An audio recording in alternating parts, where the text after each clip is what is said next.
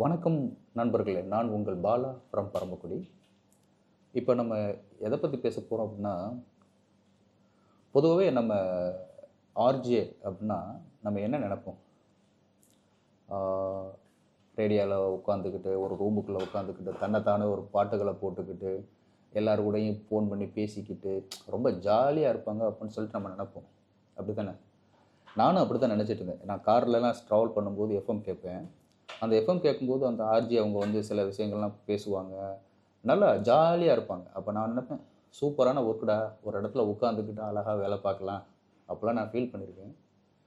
But அது முற்றிலும் ரொம்ப தப்பு அப்படிங்கிறத எனக்கு புரிய வச்சது நம்ம விக்கி அண்ணா தான்.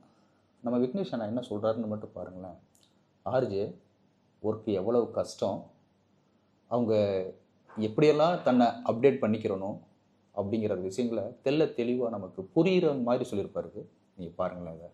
இதை பற்றி பேசினா நான் விஐபி தனுஷ் சார் மாதிரி பெரிய டைலாக் கூட சொல்லுவேன். சாதாரணமான விஷயமே இல்லைனா எப்படியெல்லாம் நாங்கள் அடிபட்டு விதிப்பட்டு வதப்பட்டு 1000 பேர் ஆடிஷனில் ஒருத்தரை செலக்ட் ஆகி அதுக்கப்புறம் ஒரு ரூம்குள்ள உலகமே நம்மளை கேட்குதுன்னு நினச்சி நம்ம மட்டும் உட்காந்து பைத்தியக்கார மாதிரி பெனாத்தி அந்த பெனாத்துறது நார்மலாக இருக்கக்கூடாது, அது சுவாரஸ்யமான கண்டென்ட்டாக இருக்கணும். அப்போ அதுக்கு நம்ம நிறைய விஷயங்களை படிக்கணும், கேட்கணும், பார்க்கணும், சேகரிக்கணும். மக்கள் கேட்கும்போது அவங்க 1 to 1 கனெக்ட் ஆகணும். வேறு எந்த மீடியமுக்கும் இல்லாத ஒரு தன்மை ரேடியோவுக்கு இருக்குது. ரேடியோ கேட்குறப்ப நம்ம ஒவ்வொருத்தர்கிட்டையும் தனித்தனியாக போய் அட்ரஸ் பண்ணி பேசுகிறோம். அவங்க கேட்கும்போது என்கிட்ட பேசுகிறாங்க ஆர்ஜே அப்படின்ற கனெக்ட் கேட்டோம். இப்படி இவ்வளோ விஷயத்தையும் நம்ம பார்த்து பண்ணி அந்த ரூம்குள்ள உட்காந்து பேசினா, நீ என்னப்பா ஜாலியாக பாட்டு கேட்போம், உனக்கு சம்பளம் கொடுக்குறாங்கன்னு எல்லா வேலையும் சொல்கிற மாதிரி அந்த வேலையையும் சொல்லுவாங்க. பட் அது அவ்வளோ ஈஸி இல்லை. அதே மாதிரி ஆர்ஜே ஆகணும்னு நினைக்கிறவங்களுக்கும் எனக்கு அடிக்கடி சொல்லுவேன். ஒரு குரூப்பில் யாராவது ஒரு 10 பேரில் ஒருத்தர் நம்மளை சிரிக்க வச்சுக்கிட்டே இருப்போம், பயங்கரமாக எல்லாரையும் கலாய்ப்பான், போட்டு வாருவான். உடனே சொல்லிடுவாங்க, நீ ஆர்ஜே ஆயிடலாம். அப்படி கிடையாது. நல்லா பேசுறது வேற, ரேடியோவில் பேசுறது வேற. சுவாரஸ்யமாக பேசுறது வேற, ரேடியோவில் பேசுறது வேற. இங்கே என்ன பேசணுன்றதை விட என்ன பேசக்கூடாதுன்னு தெரிஞ்சவங்களால தான் ஆர்ஜே ஆக முடியும்.